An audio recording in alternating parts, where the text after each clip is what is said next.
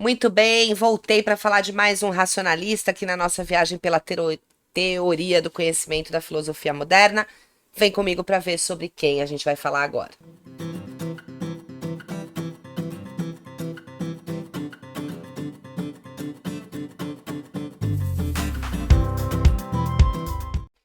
Gottfried Leibniz, um alemão filósofo, matemático e político.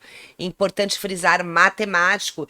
Ele teve uma crise aí com Newton antes, porque ele defendia a mesma tese, mas foi acatada de Newton.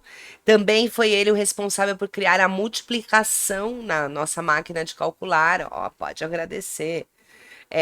Muito envolvido com a matemática, e aí ele resolveu escrever um tratado, um livro sobre tudo que ele não concordava com John Locke, tudo que ele não concordava com o empirismo, também com críticas à teoria de Descartes, né, mas acrescentando a teoria spinoziana, e vamos conhecer um pouquinho das teorias de Leibniz.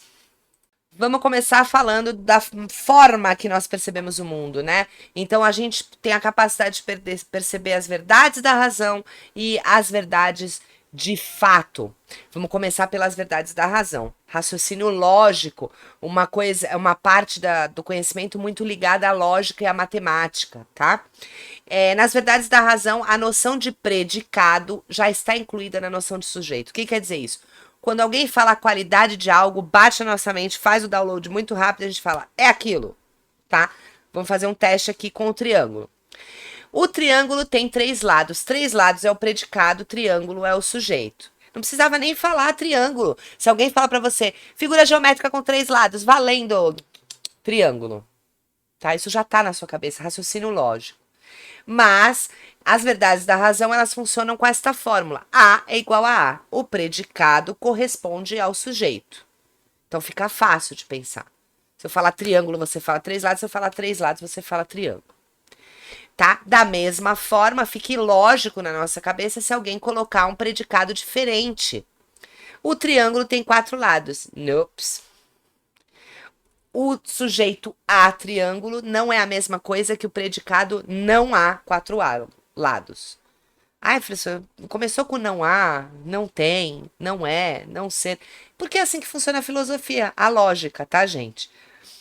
4 lados é um predicado para B, C, ou D, E, F, G, Z, Y, beta, alfa, mas não é um predicado A. Não há, tá?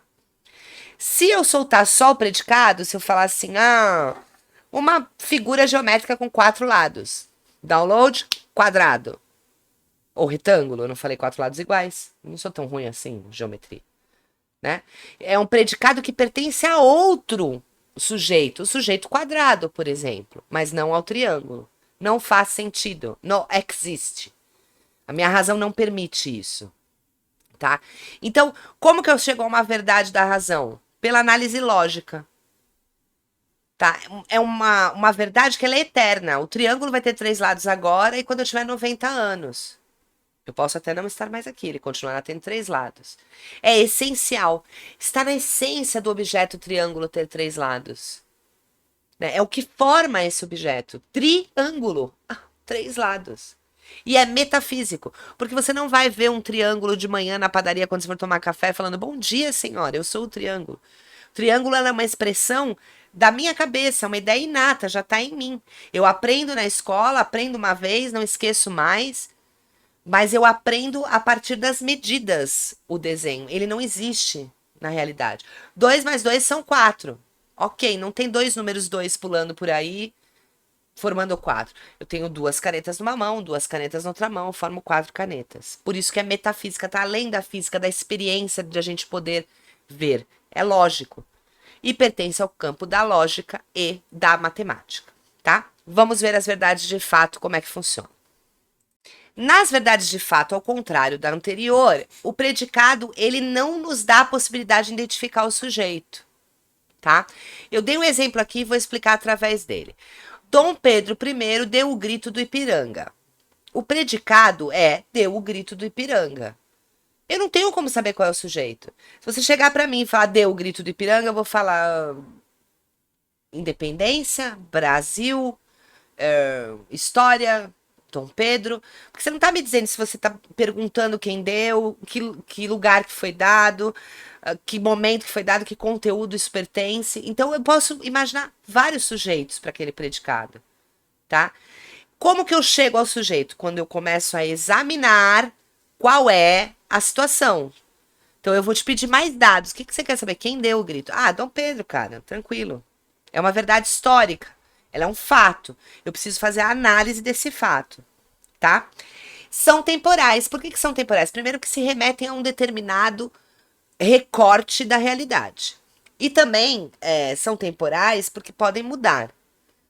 Se amanhã a gente tiver uma descoberta arqueológica, ou histórica, ou narrativa, que não. Quer dizer, todas elas contribuem para uma descoberta histórica, né?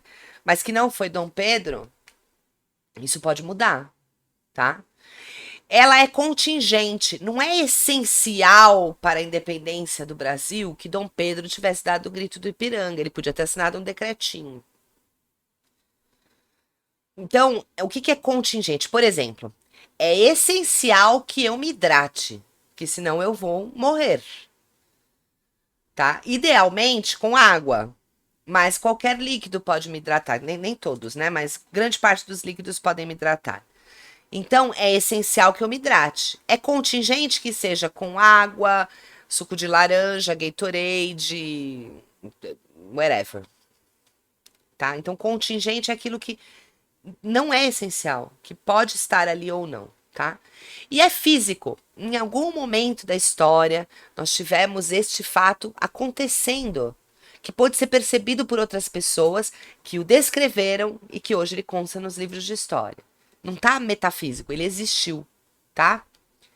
Isso é ser temporal, contingente e físico valem para as condições existenciais do ato. E, portanto, gente, pertence ao campo das ciências. A história é uma ciência. Ciência é aquela que analisa fatos ou experiências. Não pertence à razão, à verdade da razão. Não é lógico. Não dá para fazer um raciocínio lógico sem ter todos os dados pesquisados. Porém, a gente vai dar o nome para as verdades de fato, um princípio para as verdades de fato, que é metafísico, que é o princípio da razão suficiente. O que eu quero dizer com isso? Ele não pode ser explicado pela lógica, mas entra alguma coisa de lógica aí, que é, se ele existiu, alguém fez, tá? Tudo que existe tem que ter uma causa ou uma razão determinante. Se teve um grito, alguém gritou. Se teve um grito, teve um porquê gritar. Tá? Quem gritou? Dom Pedro. Por quê? Porque ele queria independência. Ou porque ele tava com dor de barriga. Mas aí fica pra outra história. E também não é importante. Também serve para justificar a priori. O que é a priori? Toda vez, palavra importante, conceito importante, porque a gente, quando estudar Kant é ótimo, né? Americanizei. Quando a gente estudar Kant, a gente vai falar muito de a priori. A priori é antes da experiência. Já tá com você. Tá? A posteriori, depois da experiência. Ok? Então, a priori, ele serve para justificar por que algo é assim ao invés de ser assado. Foi dado o grito do Ipiranga. Por que não foi feito um decreto? Porque foi dado um grito. Tá? Admite-se, então, Deus como razão última e suficiente. Deus é razão suficiente. Para quê? Para eu estar aqui falando com vocês agora. Não vou aqui entrar em atrito, a gente não está numa discussão de ateus e religiosos. A gente está numa discussão aqui de lógica. Tudo que existe no mundo tem que ter uma causa eficiente para que ele exista. Então, Deus é essa causa eficiente, é a razão suficiente para que eu exista, para que as coisas da natureza existam, porque não dá para explicar a criação sem uma causa eficiente, sem uma justificativa, e ela é Deus. Ok? Mais ou menos como a gente pensa, como ele acreditava. Ai, entrou alguma coisa no meu olho. Como ele acreditava que a gente pensava. E agora a gente vai entender como ele vai além disso com a teoria das mônadas. Vem comigo se eu não ficar cega. Antes de eu passar para a teoria das mônadas, eu preciso lembrar vocês que nós já estudamos Descartes, tá? Então, Descartes, ele era um dualista. Ele dizia que existia duas substâncias, o corpo e a alma. Depois nós estudamos Spinoza, se você está seguindo aí as aulas. E aí, Spinoza vai dizer, ele era monista, só existe uma substância que é Deus, e tudo que existe no mundo são expressões dessa substância. Leibniz não vai se dar por satisfeito, ele vai ser um pluralista. Existem muitas substâncias. Então vamos acompanhar. Como não existem dois seres perfeitamente idênticos, é necessário que exista também uma infinidade de substâncias. Elas vão se agregar de forma diferente e vão formar seres diferentes, individuais e distintos.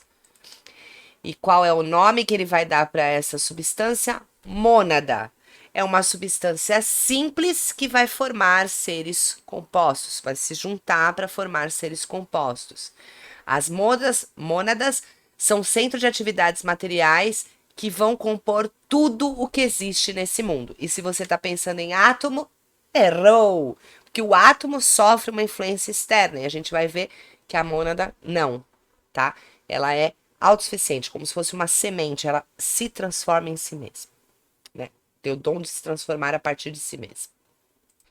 Então, vamos falar da hierarquia das mônadas, né? Existem mônadas que são têm mais capacidade de percepção, de consciência, outras menos, mas tudo é formado por mônadas. As mônadas que formam uma pedra, por exemplo, elas têm o consciente parado ali. Elas estão em potência para descobrir e transformar, mas o consciente é bem parado. As mônadas dos animais têm mais consciência, até a gente chegar ao humano, que é o grau máximo dessa consciência. Então vamos começar pela percepção. Cada mônada vai expressar. Um trava-língua, tá, gente? Vamos tentar. Cada mônada expressa a totalidade do universo pelo seu ponto de vista como um espelho. Olha só, ela expressa o todo e a perspectiva. Uno como espelho, único por perspectiva. Vamos explicar de um jeito mais fácil para vocês não enlouquecerem com Leibniz. Eu esqueci de falar no começo, mas ele é um filósofo acadêmico, é um filósofo para filósofos. É difícil ser entendido pelos leigos. Mas eu acho muito importante trazer ele para o racionalismo, porque é mais um racionalista e mais uma forma de entender, mais uma teoria de entender o racionalismo antes da gente entrar nos empiristas. Então, eu vou explicar esse lance do espelho para vocês. Imagina que a gente está numa casa daquelas de parque que tem um monte de espelho, né? A sala dos espelhos. Eu me coloco no meio e olho para todos os espelhos, eu tenho uma visão geral de mim. A mônada é isso, ela tem uma visão geral do universo. Quando eu foco num espelho só, eu tenho aquela perspectiva do meu eu. Então, ela consegue ter a percepção do universo e, ao mesmo tempo, ter a perspectiva daquele ser que ela compõe, tá? É isso que ele está querendo dizer nessa parte. Muito bem. As mônadas superiores, elas somam a essa percepção a apercepção, a autorrepresentação e a consciência. Então, vou explicar isso também. Primeiro ponto, mônadas superiores somos nós, seres humanos, o grau de raciocínio humano. Autorrepresentação, eu tenho a capacidade de me perceber através do uno. Então, quando a mônada percebe o universo, pela minha perspectiva, eu percebo que existem vários seres no universo, mas eu sou única. Porque pela minha capacidade de pensar, me distingo das plantas e animais irracionais pela minha capacidade de pensar, me distingo da pedra pela minha capacidade de me locomover, tá? Isso é autorrepresentação. E a percepção, por exemplo, eu estou de frente para o mar, é um exemplo dado, né? Pelo próprio Leibniz, ou estudiosos dele. Eu estou de frente para o mar. As cores do mar, ou o barulho do mar, ele é feito de pequenos barulhos, né? Da onda que bate, o atrito com a areia, os seres que vivem no mar se movimentando. Eu não percebo essas petite perceptions. O Leibniz vai chamar de petite perceptions. Essas pequenas percepções não me interessam, não me atingem. O que a mônada faz é com que eu perceba o todo, que é o significante, que é o barulho total do mar. Né? Então, essas apercepções, se eu parar para analisar, eu vou conseguir entender. E só eu vou conseguir entender, porque eu sou dotado de mais consciência, de mônadas que possuem mais consciência, tá? E como eu disse, gente, diferente dos átomos, todas as mônadas são fechadas em si mesma. Ela não se comunica com o mundo exterior, não sofre influência do mundo exterior. A frase de Leibniz é: mônadas não têm portas nem janelas. E aí vocês vão lembrar que tem uma frase muito famosa do Descartes que é penso, logo existo. Eu penso, eu, Carla, Carlinha, eu existo. Você que está me vendo, eu não sei se você pensa. Então eu não posso dizer que você existe. Eu até brinquei nisso em Descartes. Eu falei, talvez você seja parte da Matrix, tá?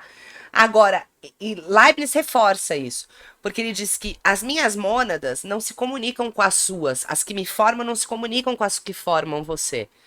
Então eu não tenho como saber nada de você, não trocam experiências, não tem portas nem janelas, ok? E como é que isso funciona? De um jeito harmonioso, porque Descartes falava também, e eu estou me baseando nisso porque são nas teorias cartesianas que os racionalistas se baseiam, né? Uma teoria prima, principal, em que eles complementam ou divergem. Não existe isso de o corpo e a mente se unem ali numa glândula, ou enfim, num conceito, e passam a agir juntos. Ou como Spinoza dizia, que não tem, é uma coisa só, os dois derivam da mesma substância, são atributos que vivem simultaneamente. Não. O Leibniz ele vai dizer que nós temos mente formada por algumas mônadas, corpo formada por outras, e são diferentes. Como eles se harmonizam? Com relógios, como se fossem relógios, né? Com uma harmonia universal dada por Deus perfeita. Então imaginemos que o nosso corpo tem um relógio, a nossa mente tem um relógio e eles são adequados para tocar sempre no mesmo horário, tá? É uma harmonia pré-estabelecida por Deus. Por que por Deus? Porque ele contém em si a percepção de todas as mônadas que ele criou e ele que acerta esses relógios, tá? Como que funcionaria esses relógios para dar essa harmonia perfeita? Meio-dia, o relógio do meu estômago toca e fala fome, né? Começa a doer, ele não fala, dói. O relógio do meu cérebro toca meio-dia também e fala fome, hora de comer. Então os dois se harmonizam e eu sei que aquela dor é porque eu tô com fome e eu vou comer. Mas não é que o cérebro mandou uma mensagem para o estômago dizendo que estava com fome. É que os relógios tocaram igual e pela lógica, aqui tá falando que tá com fome, aqui tá com dor, deve ser isso, vou lá comer, tá? Essa é a teoria do conhecimento de Leibniz, resumida e na tentativa de explicar o que é muito difícil de ser explicado, que é a teoria das mônadas. Eu espero que vocês tenham entendido, tentei os exemplos mais claros possíveis. Gostou? Curte, compartilha. Tem dúvidas? Manda nos comentários que a gente corre atrás para te dar a resposta. Beijo, fiquem bem.